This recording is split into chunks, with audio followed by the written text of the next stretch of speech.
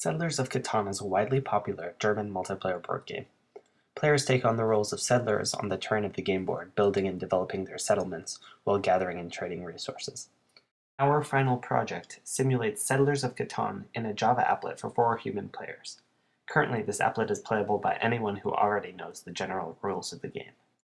Here's our graphical version of the Settlers board, which is made up of 37 hexagonal tiles, most of which are randomly generated according to the game rules at each new run of the Settlers applet. Almost all of the graphics in our applet were drawn by Garfield Sr. Tesla Noir. So let's start.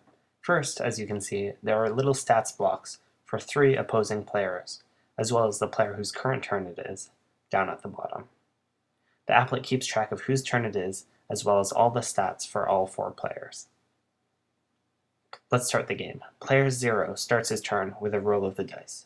Normally this would lead to an increase in resources, but since nobody has any settlements on the board yet, no one gains. Now he's going to construct a road, and then a settlement before he ends his turn. Now a new turn starts, and as you can see, the opposing player's stats blocks have switched. The new player, player 1, builds a road and a settlement, and as you'll see, they appear in blue.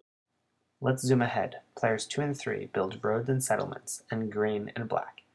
Now we're back to player 0. He rolls, and as you can see, his resources have increased because some of the rolls corresponded with one of the tiles next to his single settlement. So let's jump ahead. Here, the blue player is going to build up his settlement into a city.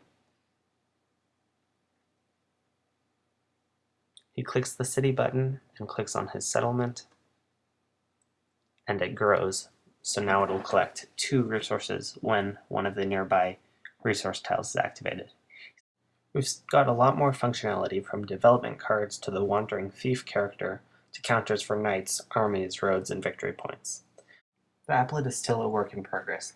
There are still some features such as trading or computer players to implement, and processes such as our complex mouse listener and menu system to make smoother.